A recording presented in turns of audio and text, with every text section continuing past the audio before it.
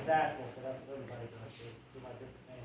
My previous history is Marine Corps for 4 years, did one tour in Iraq, came home, got out of the Marines, took inventory of what I was qualified to do. Law enforcement was the only thing. So I went into law enforcement with Raleigh PD. I was only there for 3.5 years, so I don't have a long, extensive law enforcement career. And I think that's one of the reasons why I'm actually better with this job, because I don't just blindly enforce laws that I think we need to take a closer look at. And then after that, I love the job, love being a police officer in Raleigh. But I asked myself one night, it was cold outside, sitting in the parking lot writing a report, and I just said, is this it? And the answer was no. So I think I resigned. A week and a half later, went out to Afghanistan as a security contractor. I was going to stay there for a year, ended up staying for 2 years. Took a year in Spain to figure out what I wanted to be when I grew up. Started a business in web design and marketing, which couldn't be furthest from my previous career. Decided it was time to move back to the States. I moved back for 11 years and sold it in January. That's my whole professional career. I've got 4 kids. I'm recently divorced, and then got my beautiful girlfriend over here, Vivian. She's got 2 boys, and then I also still keep in touch with my stepson through my ex. So I've turned into a Father Abraham of sorts, and I got a bunch of kids now. First, we'd like to thank you for your service. Thank you. Thank you. So, when I was here, when Miller came, the issue that kept coming up was the issue with the drugs. There's a huge issue, which apparently Miller was unfamiliar that there was such a big drug problem up here in the Barnardsville area. Oh, he knows. He does now. So when, and the funny thing is that as I sat in that room and I was listening to everybody in there, and it pretty much said, well, hey, we know who's doing it, we know what cars they are, and it's a problem, and we're tired of people stealing from us and then taking it to the drug dealers to get drugs. People breaking into our homes, people are stealing stuff out of our driveways, out of our garages, and we're tired of it, right? So Miller said, well, in 30 days, I'm going to solve these problems. So I guess he arrested a couple of people. They got back out on the street before the police officer was done writing the report. Yeah. And that was the extent of it. And so I started thinking, according to the Constitution, you have the right to do what you want to do as long as you do not infringe on the rights of another person. In other words, and this is common law, you can't go punch somebody in the face for no reason. You can't steal their stuff, kill them, and do things that's really God's law, if you will. Okay? If the way I see it, if I want to sell you drugs and you want to buy my drugs, that's a contract between you and I. Yeah. Now, I don't condone it. I think that drugs are a bad thing, but something that you and I decided to do. However, when I sell you drugs that are known to be deadly, and I kill you because you overdose on them, I should be held liable and responsible in some way. But none of them are at all. None of them are. And this is where I was doing some research, and I was trying to figure out, there's got to be some sort of case law, some precedence in America. Well, lo and behold, in 2019, our all-powerful governor, Cooper, he came up with the death by distribution bill. And it was a beacon, because it's so funny, we still arrest people right now for selling drugs. We still arrest people for possession. Well, what we should be doing, if we really want to get drug dealers off the street, is holding them accountable for people who overdose and die. Now they have murdered them. Okay? So with the death by distribution bill, there's two things that can happen. If somebody were to sell you drugs, they've never been arrested for selling drugs before, you overdose and you die, then it's just a death by distribution, and it has 44 to 182 months. And you can go to jail, prison, okay?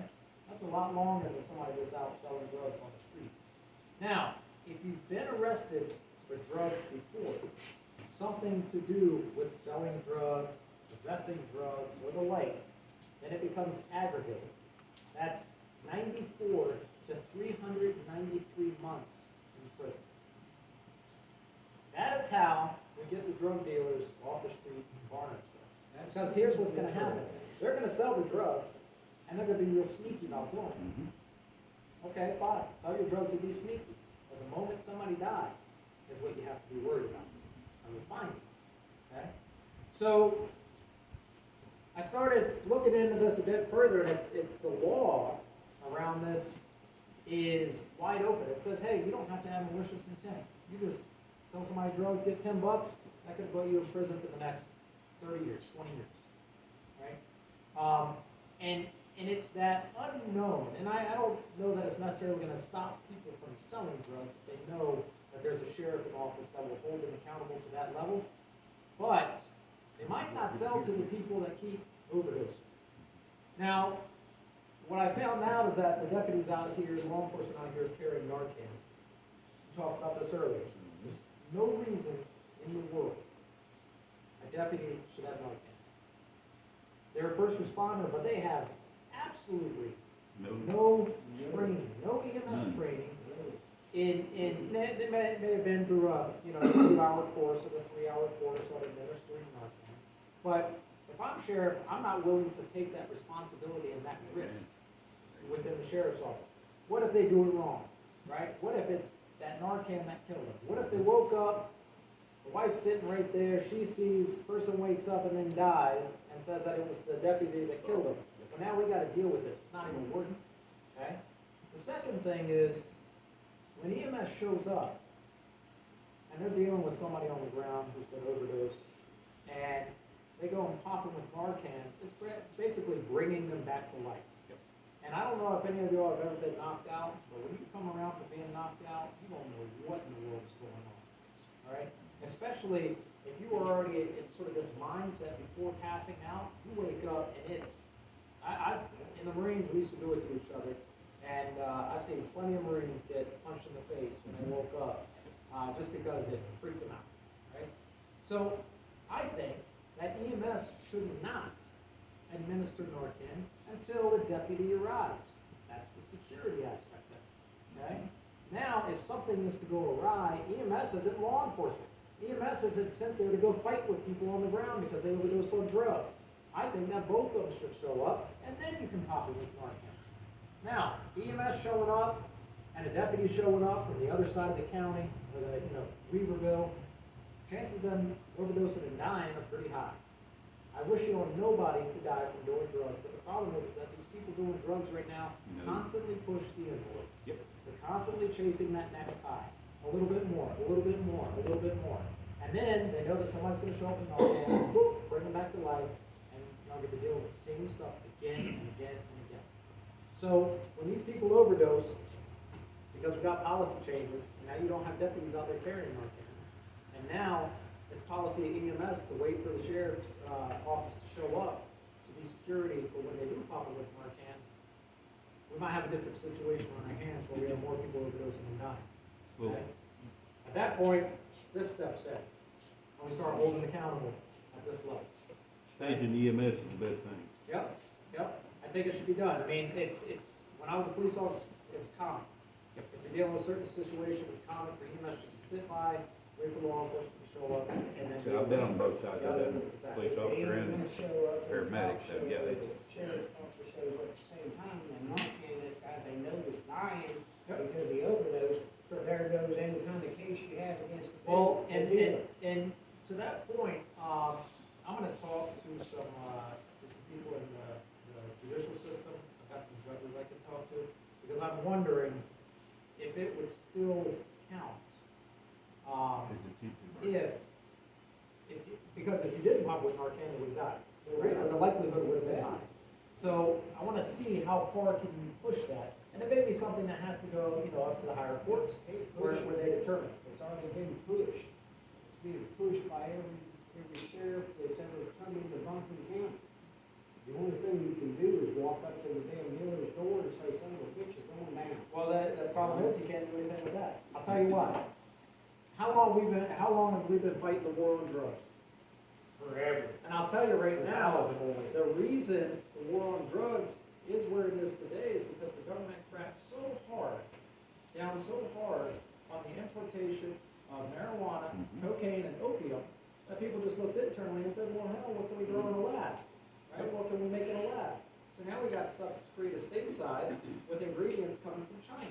That's what's going on with fentanyl right now. So, fight it, they brought it in. So, well, yeah, they brought it in, they brought it in as well.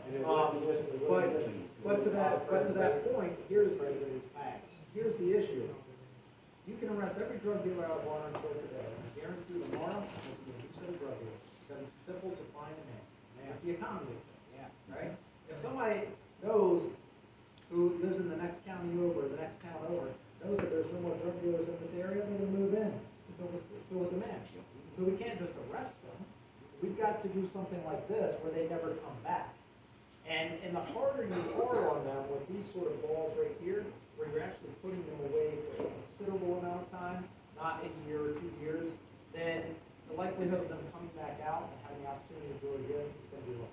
And we're not, right now, I don't see the sheriff pushing People this. go to the road and arrest 3 right now, and they be out. Yeah, they'll be out. Exactly. When you arrest them on this, I guarantee they won't be out. Well, since, okay, Maybe bring it real, done. real quick question. Yeah. You were talking about if they go in, they get bonded out, they're out the next day. Uh-huh. Can we not get them, with you going in, can the magistrate not be held accountable for letting them out? They can, however, it is, Somebody smoking weed. it is up to the magistrate. Okay? I can smell it. It is up- It is up to the magistrate, and there's actually there's no law that says that a magistrate, well, I won't say there's no law. If a magistrate decides that they wanna let somebody out on $50,000 bond, okay? Because they were in possession of meth, okay? And they turn around, they bond out, hourly. Well, they got all their cash in the stash, they have somebody. They've come got in. it. That fight is gonna be a lot harder. Now, I can argue it, and I can fight them on it, and I can put pressure on it, okay? But bonding out on a death by distribution isn't gonna be $50,000. Yeah, it's gonna be $100,000. It's gonna be $100,000, $200,000, $300,000, especially depending on whether or not it's aggravated. The thing is, if the magistrate would say, this is a secured bond, it would be a whole lot different. But they just, if you get a $50,000 bond, you come up with $20,000, or $10,000, I think, or it's 10%, right? 10% of that $50,000, they put $5,000 down, they're back on the street. Sure. You make it secured at $75,000, Yep. most of them don't have that much money Yep. sitting around. But again, do it on this. Exactly. Do it on this. If we do it on this, it's gonna be much, much, much harder for them, right? People, since the beginning of time, people have been selling drugs, okay? As long as people could get something to make somebody else high, and they knew that they'd come back and buy it again, they've been selling drugs, right? We're not necessarily going to stop people from selling drugs, there's money in it, and that's why people do it. We gotta hold them accountable at a completely different angle, okay? And as a police officer, I mean, how I did it, we round up 20 people on a big operation in Raleigh, throw them all in the back of a van, take them all down to the jail, they've been working on it for a long time, half of them will bond out before the day's in, and it's like you spend hours and hours and hours and hours, report after report after report, trying to throw these people in jail, only to have the system spin right back out. You gotta go a little bit deeper, we gotta think a little bit more strategic, more critical, and if we do this kind of stuff, then, and this becomes the policy, right, then the drug dealers are gonna be worried about people overdosing.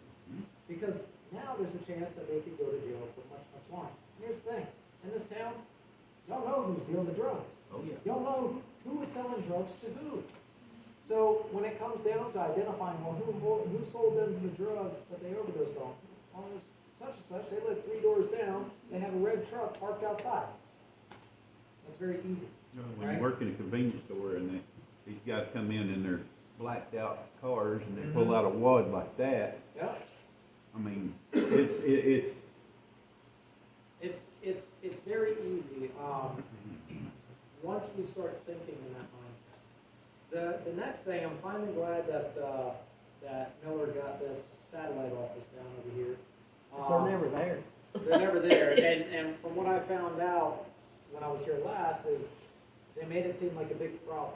Well, at any given time, we've only got 2 deputies for all North Buncombe County, Weaverville, Barnardsville. And I started thinking to myself, I said, well, you're the sheriff, and if you know there's an issue over here, and there's not as many issues over here, then you need to move resources to the place where there are the issues. This is, for anybody in the military, this is common knowledge.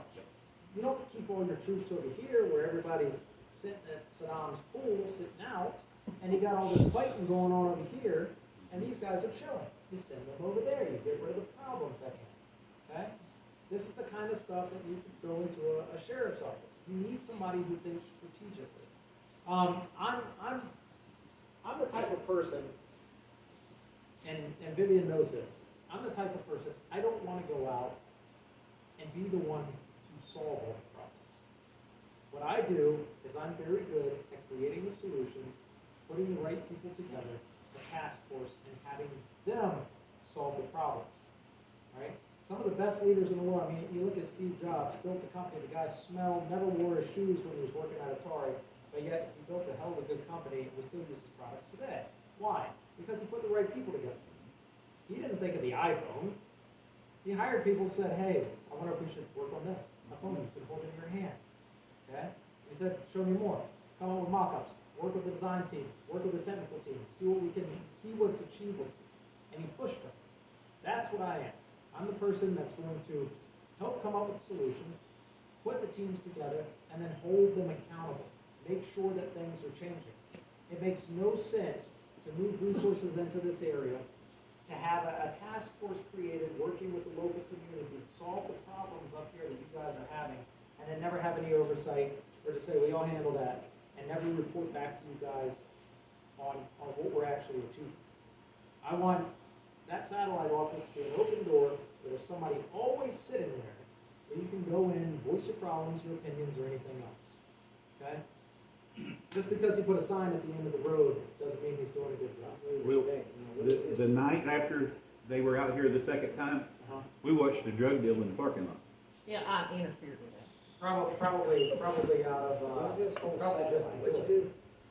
This little office is set up over here in the The community. substation up here in the community center. They've been in it, the last time they was in it The only was, time I've seen the deputy do the drive-through, and then They on were there for like Tuesday, 2 days, and I was wondering why he was sitting there, I just figured he was looking for. well, you're lucky, it was probably the girl, because the girl's the Yeah, one that she- usually will she's come and good. stay. the one She that's comes worked. out on the Dark days hair that we do the food Yeah. boxes. Yeah. Now, She's the one that was at the 4th of July thing, right? No, Not it's her? a different one. What the hell good is a satellite gonna do? They're not spying on somebody's house down the road. Well, they're in the community, Yeah. that's the main It's thing. so basically it's a police department a away. deterrent. It's a office away from the office. It's essentially what it is. Now, I know it's not gonna deter anything. Hey, You gotta- sit there in a damn office, Well, no, turn the- on the computer, the whole they idea do is the that- squat. hold on, the whole idea isn't to sit there. The whole idea is to make sure that you got somebody in there, it could be an administrator for all I care. An administrator who's sitting there, and you got deputies that are able to come in and out, and they're basically using the office to write reports and everything else. But they're here, they don't have to go to a different office to write Well, reports. there's enough administrators. These Well, people getting out there. You and pull an seeing administrator something from else, somewhere that doesn't need that help, Sure. and you put them out here. You know, That way you're not paying any more but money. she's sitting in the office, she's not seeing what's going on. Well, but she's close, she's One in stop- here, one she's stop here was in a the drug community. heaven. she's Yeah, here, I okay? understand. Hey, That was gentlemen. a drug heaven, now this Gentlemen. community center's becoming one, and that road up there is Here- becoming one. Poverty branch, for crying out loud. Here's the difference. You know, you Here's the know difference. just as well as I do. Right now, like, if you go down to the police station, you're gonna have somebody sitting behind your desk, they're not police officers. There's not gonna be somebody, there's gonna be somebody sitting there going, duh! Regardless. A lot of times. Sorry. A lot of times, they're just a police resource officer, or they're a resource person, they're not an officer, okay? What they're doing is, when you walk in, you have a complaint about something, they're taking reports, they're taking names, then they have the deputies come out to you. Now, these are the issues that you know are going on. Hey, we got this car, it's parked down the road, I'm pretty sure they're dealing drugs. They get all the information you've got, they go out and they take it to when the deputies come in, they're relaying the information. But right now, you don't have that. Now, this is how much trust I have in Buncombe County Sheriff's Department. Kira, you remember, about a year ago, I was working in Asheville, above the golf course. I called the sheriff's department. My daughter called me, said there was somebody in the house. And I said, don't open the doors. I called the sheriff's department. It's a 30-minute drive from the municipal golf course to Barnardsville, my house, right up the road. They said there was somebody on the way. I called the sheriff, called my daughter back. I said, they're on the way. 15 minutes goes by. I called my daughter back. Are they there yet? No. Called the sheriff's department. No, they're on their way. They were dispatched 20 minutes ago. 20 minutes. Waiting. I said, guys, load your shit up. We're going to the house. We're done. I got off.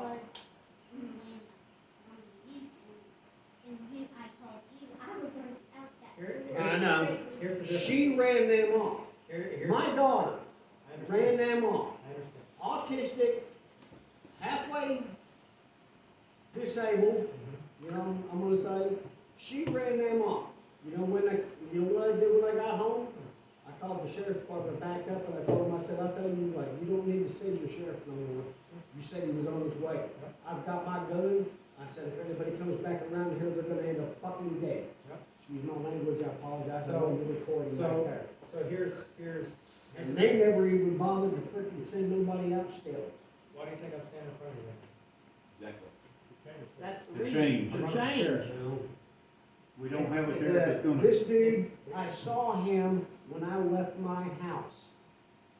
I came down this way and I sat here and watched, and he went this way, Dillingham, and then he came back and went towards my house, knowing that me and my wife had both left. At the time, my wife hated that woman. Left the house, and then he decided he was gonna go up there and knock on the door. And I understand 100%, and I hear you, okay? But that's why I'm standing here in front of you. The sheriff's office is only as good as the leadership it has, okay? If the leadership is a joke, what do you think the sheriff's office is gonna be? That was If before there's Miller even got in, I think. If there's no accountability, that's one of the things I've got on my sign, accountability. If there is no accountability, okay, then that's the problem. And that is why I'm running. There needs to be accountability. There's a lot of good deputies, and then there's deputies that aren't so good. There's guys that are just riding the clock. And the paycheck, okay? The guys that are riding the clock, getting the paycheck, I want somebody like you to complain that they never came out. Because I want it to land on my desk. Because when it lands on my desk, as sheriff, and there's 2 or 3 strikes, they're done. What happens is these deputies, and I've seen it in law enforcement before. Somebody was saying earlier, somebody was coming in through the back door, I know what I heard, the officer came out and said, well, it's probably just this chair right here. 911 doesn't work. What are you gonna do? I 357. hear you.